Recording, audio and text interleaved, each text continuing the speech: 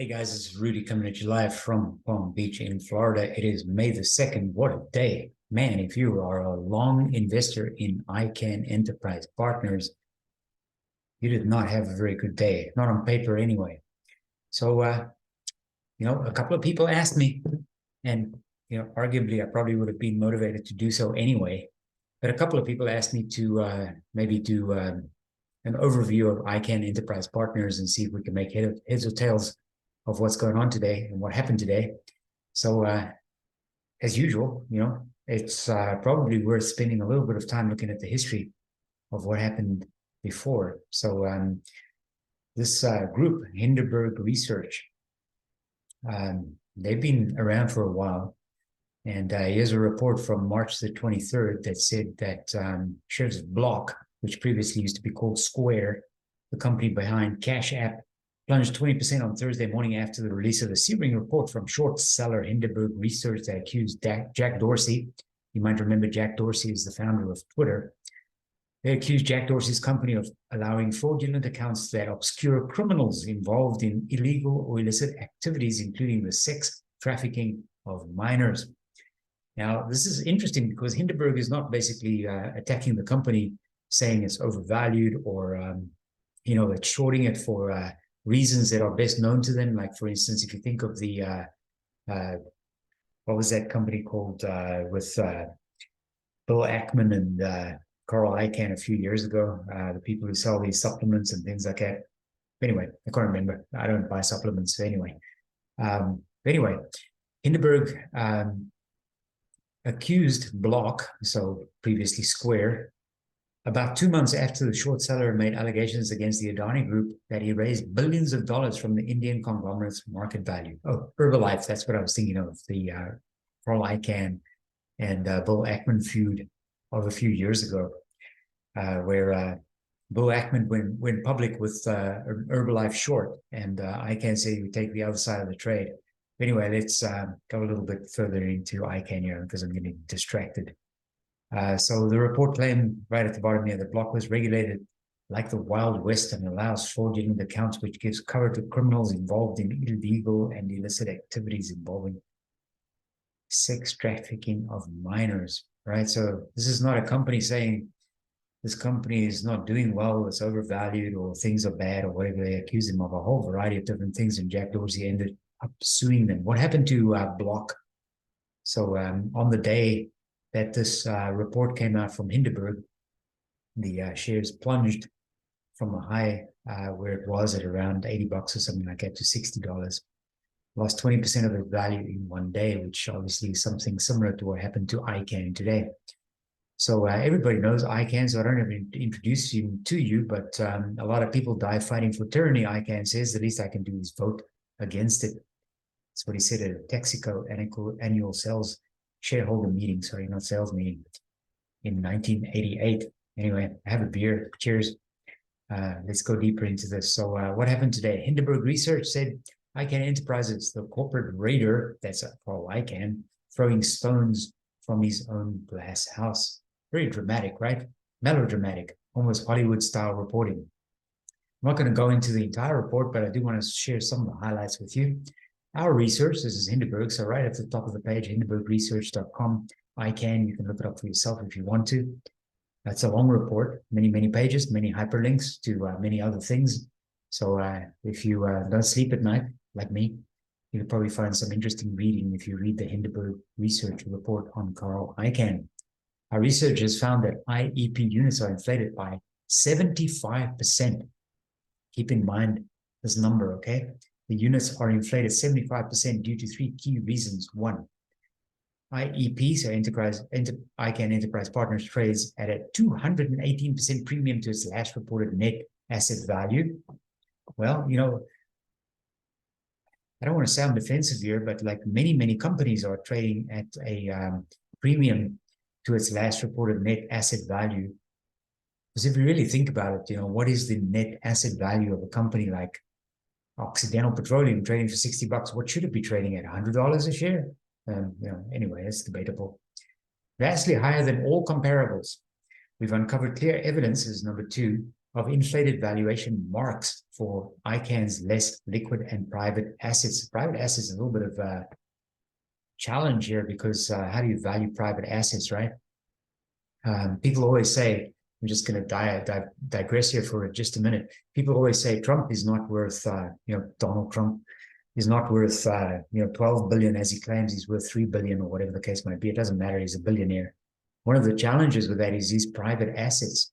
So his house, Mar-a-Lago, what is it worth? If you look at the municipal valuation, it's only worth a few $100 million. But if Donald Trump wanted to sell Mar-a-Lago, he'd probably sell it for, I don't know, 1.5 billion or something. So how do you value private assets? It's a tough one.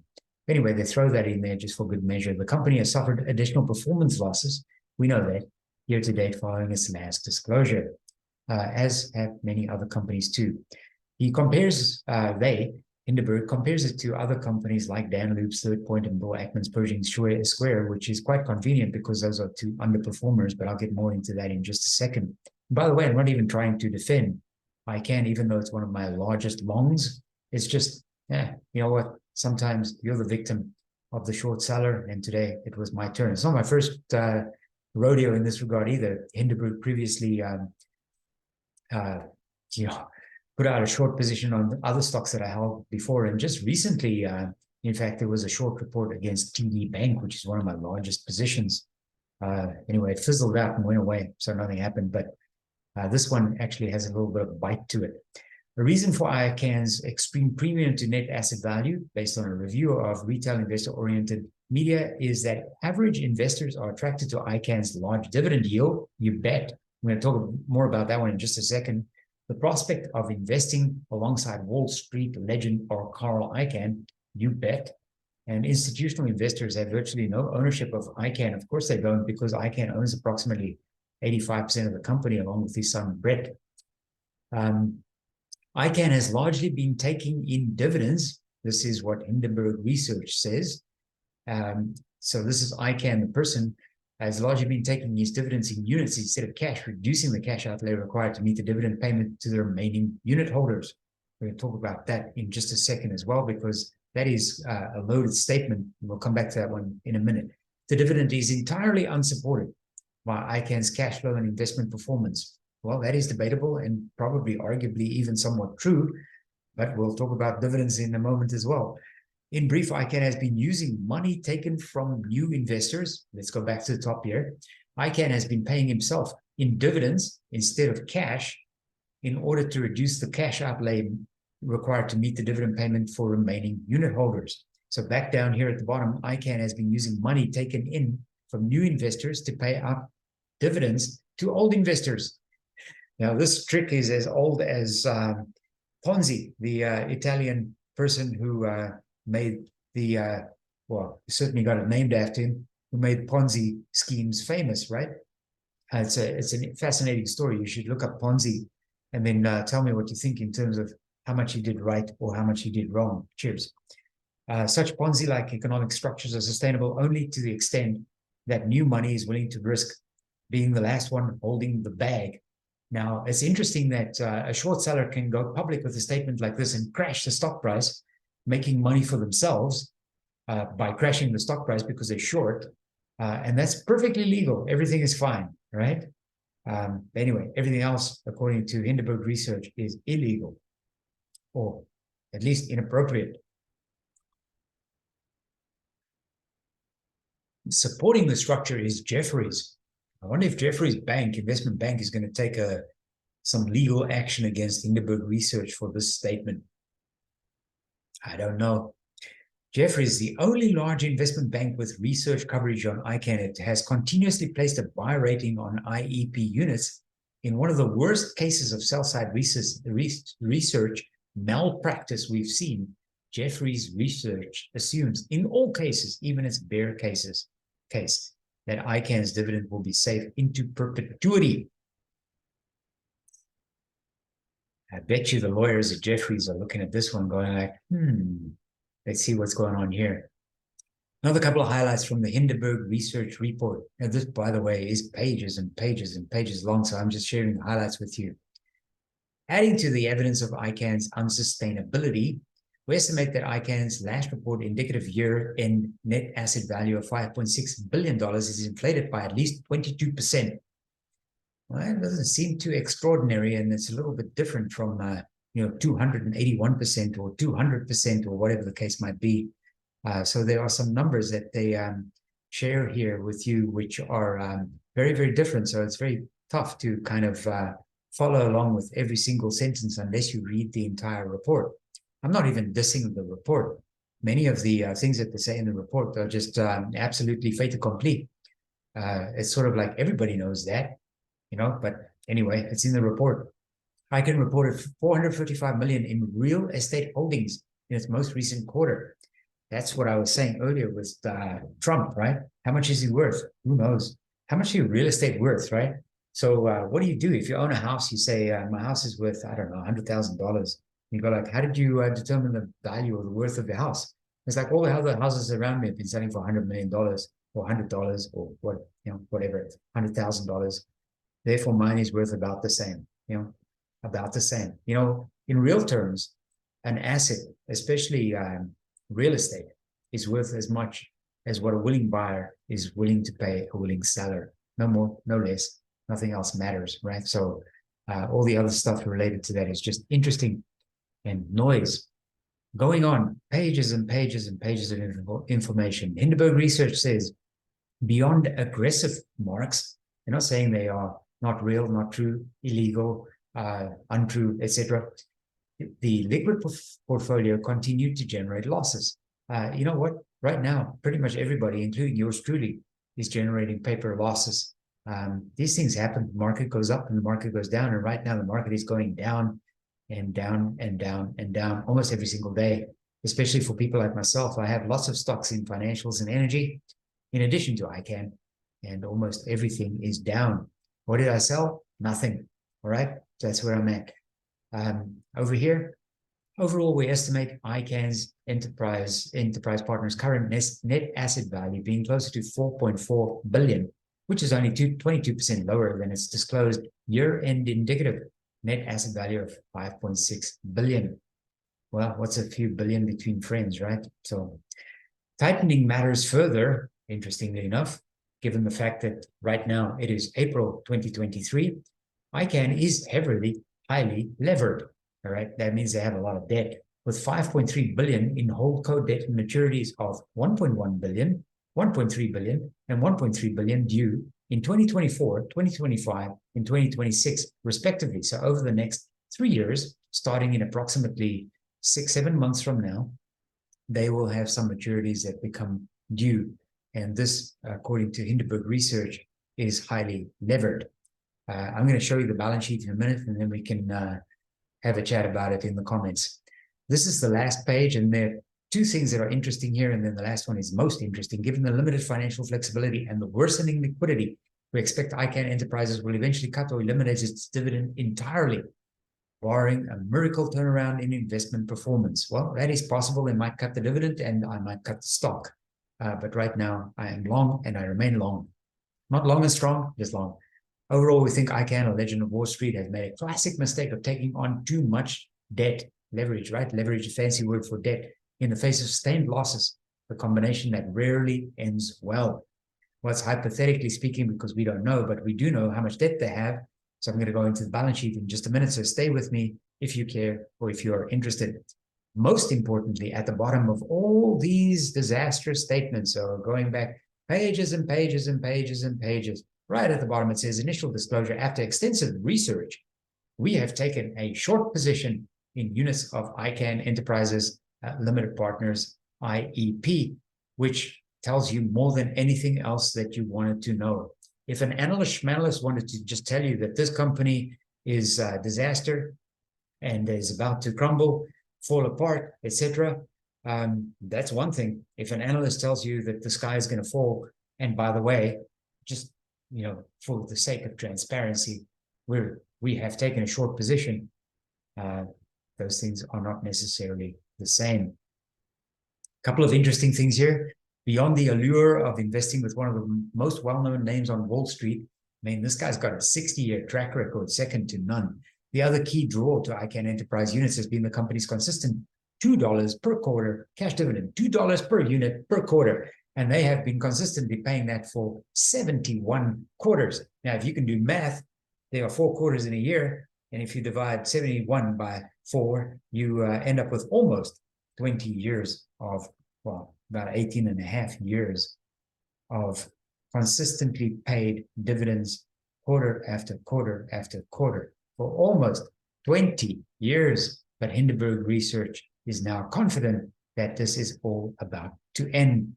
So they published their report. The stock immediately crashed 26%. It wiped out almost a quarter of Icahn's personal net worth, on paper anyway, for the day, or in one day, 26%, right?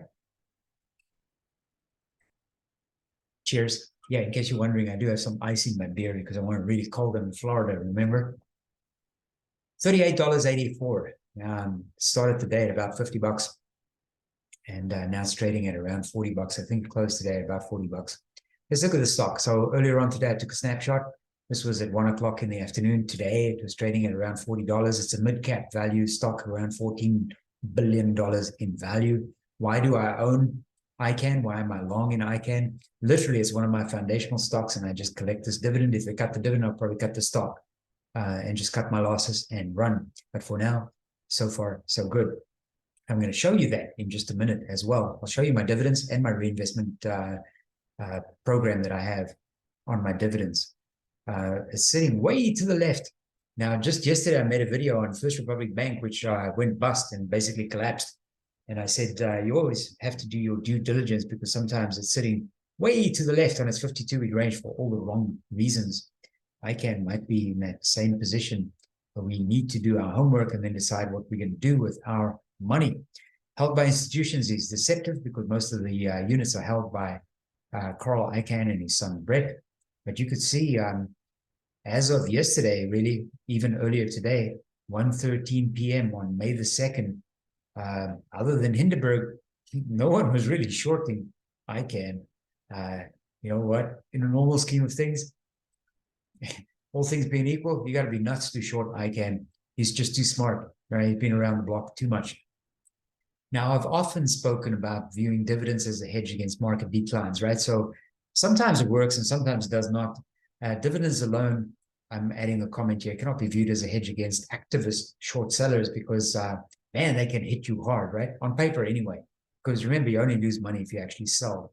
But here you can see what I did was I looked for an account, one of my accounts that had a value of sort of about $100,000 or so in Icahn Enterprise Partners, so 2,500 shares. So currently the market value about 97. Earlier on, well, basically the cost on this one says $130,000, so it's down $30,000, and the overall loss 25.69%. Obviously, it crashed today by about that amount of money.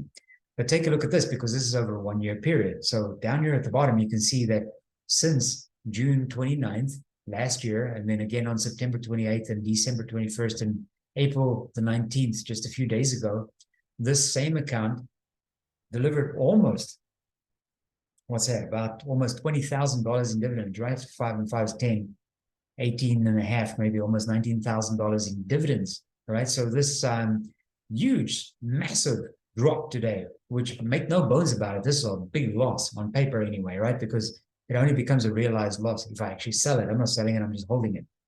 So I lost today $30,000 in this one account. This is just one of my accounts, right? But at the same time, over the last year, I've gained almost 20,000 bucks. So in real terms, I got like a $10,000 loss if you consider the dividends which I've reinvested on this account. So effectively, I'm down about 10%, despite the fact that the number shows about 26%. Back to Hindenburg Research and their report. This is Jefferies, whom they're targeting along with Icahn, right? I don't think Jefferies is going to like this very much. Jefferies is a cool investment bank, by the way. It's a good company. But here's the thing that Hindenburg points out, right? So it says the downside scenario, 50 bucks is 7% down from where it was currently trading when they published this report. With a constant dividend of $8 per share into perpetuity. They're saying the reason why Jefferies is doing that is because they are basically the facilitator in this Ponzi scheme known as Icahn Enterprise Partners. Furthermore, Hindenburg Research says that the dividends have room to grow according to Motley Fool, and the company was a rock solid dividend play. And right at the bottom here, it says Motley Fool reported that the bottom line, Icahn Enterprises is a rock solid dividend play with an all-star manager at the helm, making it a must-own stock in this turbulent market. Now, that one, I actually at least somewhat share that opinion, because any stock that can produce for you almost $20,000 in dividends on just 100,000 position is pretty good, right? Going on. Income investors, says Hindenburg Research. By the way, I'm just quoting them. It's not my opinion. I'm just sharing information with you. Bullish 15% yielding Icahn Enterprises stock, up 18% in 2022. That was last year. Icahn stock inflation crushing high yield dividend is safe, said income investors. Overall, regular investors have been led to believe that Icahn's dividend is safe despite being abnormally high.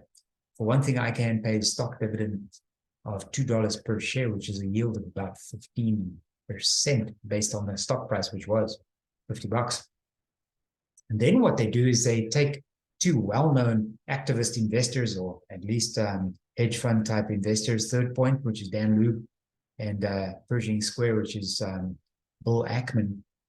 And they use these two sort of laggards or underperformers as a comparison, and not necessarily unfairly so, because these, with respect to Dan Lube and Bill Ackman, their underperformance is what it is, right? If they really wanted to use a bad one, they could have used Cathie Wood and ARK, but they didn't. They used Dan Lube and Bill Ackman as a comparison. They say Third Point's premium discount to net asset value is -14, and Ackman is -35, but Icahn is 218% overvalued in terms of its net asset value.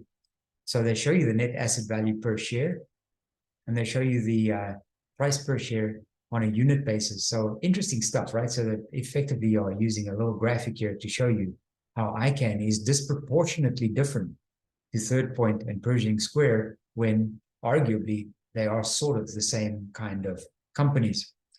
The company has supported its dividend by selling 1.7 billion through at market ATM unit sale over the past 4 years. The book runner for the unit sales is Jefferies, right? There they go, blaming Jefferies again, effectively implying that Jefferies is facilitating a Ponzi scheme, because right at the bottom says Hindenburg Research, not Rudy.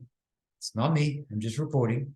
In short, Icahn has been using money from new investors to pay out dividends to old investors. I am an old investor. Not only am I an old fossil because of my age, but in addition to that, I have been in Icahn for years. So I own a lot of Icahn, and Icahn has been paying me some of those dividends for the years and years and years, that they have been paying dividends to their investors. Hedge Follow, you can go to this website if you're interested, hedgefollow.com. It's quite kind of interesting. It shows you sort of how they compare different hedge funds one to the other. Interesting little graph here, because they use the Sharpe ratio, SHARPE ratio. If you haven't seen it before, it's kind of cool, because it shows you the top 20 stocks held by hedge funds and whether they are weighted or unweighted. So just for those who are uninformed or new to this, if you look at the Icahn red graphic over here, the sort of pentagon in the middle there is a typical hedge fund, and then this red overlay is Icahn with its 20 and 50 respectively unweighted stocks. Unweighted stocks, same as the above, but give equal weights to the stocks rather than the weights of the fund's portfolio. The difference between this metric and the previous one is that this one only measures the fund's stock picking ability. So the difference between the two there on the Sharpe ratio is that Icahn owns pretty much all of Icahn Enterprise Partners, along with his son, Brett. If we look at their largest stock buys, Carl Icahn and his son, Brett, have been buying Icahn Enterprises stock, IEP. It's 71.15% of their portfolio, with a value of about 16 billion. After today, with a 25% loss, that 16 becomes about 12 billion. So if you feel bad because you own Icahn and you had a bit of money wiped off your paper in terms of a paper loss, because remember, it only becomes a realized loss when you sell it, then you got to know what Carl Icahn feels like when you get $4 billion wiped off as a paper loss. The other holdings that Icahn Enterprise Partners holds pales in comparison, right? So it's second largest holding, Southwest Gas, only 3%, and then Herc, 2.17. Hertz, Crown holdings, they are relatively insignificant in terms of value. So let's dive under the covers here, right? So stick with me for a few more minutes and then I'll let you go and leave you to be free to ponder whether you want to hold this stock or not. Valuation, Icahn seems fairly valued with a price to sales value of 1.28. That is in line with industrial conglomerates. If we look at the price to sales trailing 12 months and the price to book for the most recent quarter, Icahn is at 1.28. The industry price to sales trailing 12 months is 2.4. Icahn price to book most recent quarter is at 3.8. The industry at 5.3. Not a lot going on there, except that Icahn seems fairly valued with a price to sales value of 1.28 times. 1.3 times. Profitability. Is Icahn profitable? It's one of the more profitable companies in the industrial conglomerates industry. More profitable because it's above the median, but it's lagging the industry as a whole, which is 31%. Icahn's at half of that at 16. Operating profit margin is still positive, and then it runs into a loss on the net profit margin for the company, but it still remains one of the most profitable companies in the industrial conglomerates industry. How about growth rates? If we look at the growth rates here, the earnings per share growth trailing 12 months is almost 80%. The industry is at about 100%. And right at the bottom there, the revenue growth for Icahn for trailing 12 months, for the past 12 months, the revenue growth is 25%. The industry is only 4%. Not too bad, huh? Debt. So one of the complaints by Hindenburg is that Icahn is over-levered, right? Icahn has a debt to total capital ratio of 42%. The industrial conglomerates are at around 50%. Icahn is about 42% compared to 48%, so 6% under. And it's also been decreasing its debt slightly, quarter over quarter. So is it highly levered? Probably. Yeah. Well, it depends how much cash it has in the bank, right? Remember those things I always talk about? Quick ratio, current ratio. It's coming up. Historic growth, short interest. Look at the short interest. I mentioned that a few minutes ago, right? The percentage of the float, only 0.25% up until today, thanks to Hindenburg. The balance sheet, cash and short-term investments on the up, right? Everybody took a dive in 2020. Carl Icahn obviously also took a dive in 2020, but since then, it's been improving. The income statement, total revenue. Of the past 5 years, 2022 was the highest it's been in 5 years. In fact, nice little uptick after the 2020 pandemic. How about cash flow? Same thing, right? We took a dive here in 2019, made a small recovery in a bad year, 2020, an even slighter recovery, but on the positive side, 2021, and now total cash from operation. Okay. There's no insider trading activity to report, so no one's selling Icahn. You can argue that not a lot of people are buying Icahn, but there's not a lot of insider activity to report. What's going on here? Cash and short-term investments. It's on the up. It's almost at the same level it was in 2019. Total debt, down just a smidge, not a lot, right? And equity, slowly creeping up. It's okay. Let's look at the balance sheet. Assets, total receivables, net, 7.6. So here you have values in millions, right? So 7.6 billion. I'm going to come back to that in a minute because Carl did issue a statement at the end of the day today, and I'll show you that in just a second or so. But so cash and short-term investments, right? So what we look for here is two things. So quick ratio is how much cash you have in the bank and how many current liabilities do you have to pay within the next 30 days. Current ratio is how much cash and cash equivalents you have compared to your current liabilities. So when we look at the cash and short-term investments, we're looking at the current ratio is about 7.6. And then we look at the accounts payable and accrued expenses, approximately 3-4, let's call it 4 billion, 7.6. The balance sheet looks okay. It's quite a strong balance sheet. So what's next? What do we do now? Rudy, what do we do? Do we take a loss? Sell? I don't know. Carl Icahn hit back himself today as he defended his company against the accusations.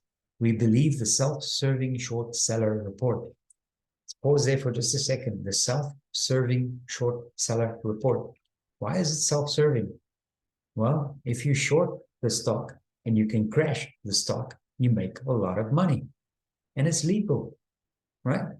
So in much the same way, or maybe similarly, not the same, when you get a report that says Warren Buffett or Berkshire Hathaway has bought more Occidental Petroleum and Occidental Petroleum spikes, even if it's just a little, we make some money. This guy is basically shorting the stock, and then he issues a damaging report, damning the company, saying it's horrible and it's going to collapse and it's going to cut the dividend and it's going to go bankrupt and it's carrying too much debt and self-serving short seller. Hindenburg made a lot of money with this short because the stock crashed 20-25% today. Carl Icahn says, we stand by our public disclosures and we believe that Icahn's performance will speak for itself over the long term, as it always has. He added that IEP, Icahn Enterprise Partners, has $2 billion of cash and cash equivalent on its balance sheet, which means it's operating from a position of strength. Doesn't have to borrow any money to pay its short-term debt. It can just pay the short-term debt. And of course, Icahn stock closed down 20%, slightly off the day's mark. So let's take a look at this just to wrap it up. Simply Wall Street, which you can go to if you want to, its website, Simply Wall Street, has a valuation on Icahn Enterprise Partners. Current stock price, $50. That was yesterday, right? So now it's $40. And they say fair value is about $296. 20% undervalued is the green line, about right is the yellow line, and overvalued would be over here on the right. So they say Icahn is significantly undervalued, below fair value. IEP, Icahn Enterprise Partners, at $50. That was yesterday's closing price, is trading below our estimate of fair value, which is $296. Can Icahn go to $296? Not in the near term. Are you going to feel some pain? You bet. Are you going to take a loss? Only if you sell. So what am I doing? Well, you should never do what I'm doing. You should always do your own due diligence and figure out what you want to do for yourself, what fits your investment profile best. But no, I didn't cut and run. I didn't sell the stock. I just looked at it today. In fact, for a number of times during the day while I was looking at Icahn crashing, I was thinking to myself, like, is now a good time to add more? I looked at it aftermarket again today, and it was down about 0.57% after the market closed. And I thought, like, okay, that's kind of like nothing. But I did close down 20% today, which obviously, if you hold many thousands of Icahn shares long, like I do, that's a huge hit on your portfolio in terms of paper losses. So what did I do? Nothing. You have three options. You can sell, take a loss. You can buy more, take a chance, maybe lose all your money, or otherwise you can do nothing. Doing nothing is also an option. For me, I did nothing. I just watched the action unfold, see what happens, wait a couple of days, dust myself off, get up, and see what's going on, get ready to fire, aim, and go again. All right, that's me. That's Icahn. Hope this is beneficial to somebody. Take care, and I'll talk to you soon. Bye-bye.